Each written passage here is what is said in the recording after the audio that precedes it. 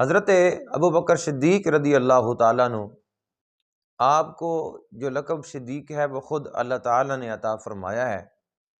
قرآن کریم میں سورہ زمر اور سورہ زمر کی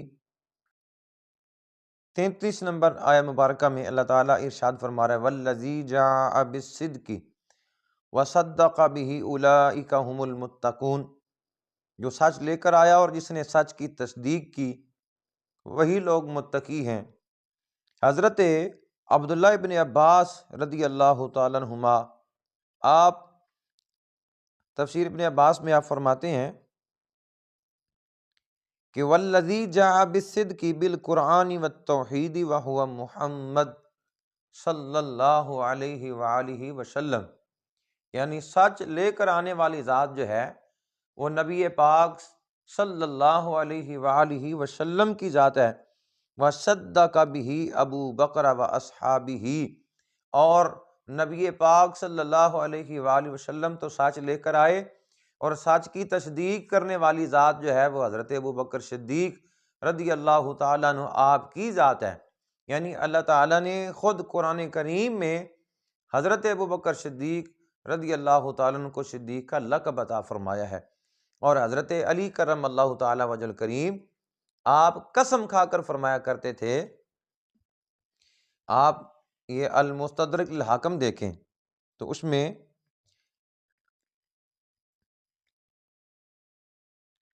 4405 نمبر روایت ہے،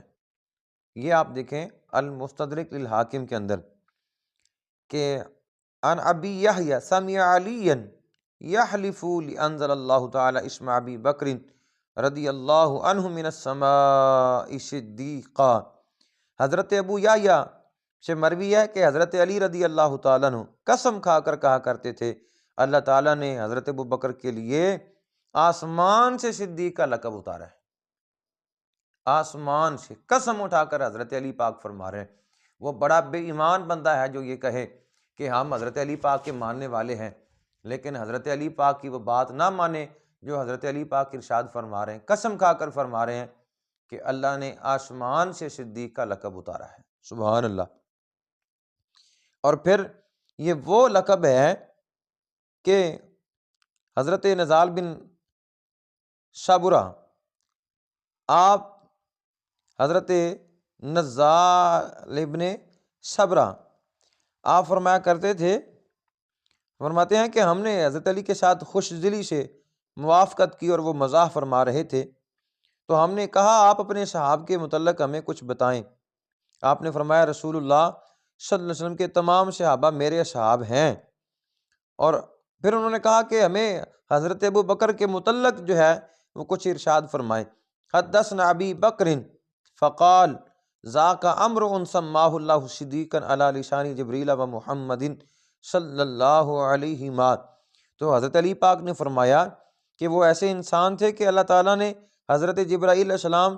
اور حضرت محمد صلی اللہ علیہ وسلم کی زبان مبارک سے ان کا نام صدیق رکھا ہے۔ یہ بھی آپ دیکھیں 4406 نمبر روایت جو ہے المستدرک للحاکم کے اندر آپ دیکھیں تو نبی پاک صلی اللہ علیہ وآلہ وسلم کی زبان پر بھی اللہ نے ان کا نام صدیق جاری فرمایا ہے، اور حضرت جبریل امین کی زبان پر بھی اللہ نے ان کا نام صدیق جو ہے وہ جاری فرمایا ہے۔ اور یہ لقب نبی علیہ الصلوۃ والسلام نے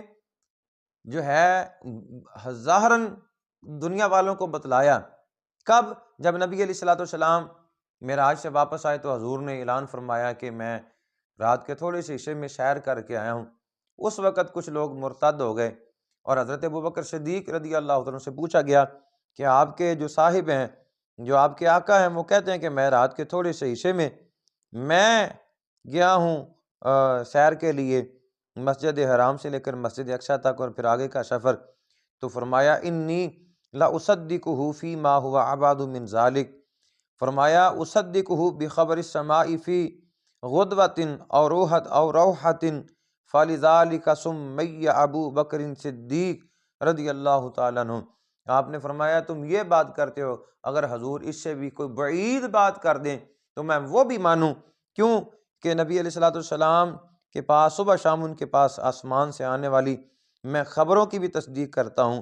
اسی بنا پر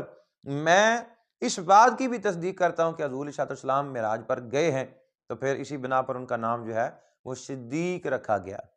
اور یہ حضرت ابوبکر صدیق رضی اللہ تعالیٰ عنہ کی شان ہے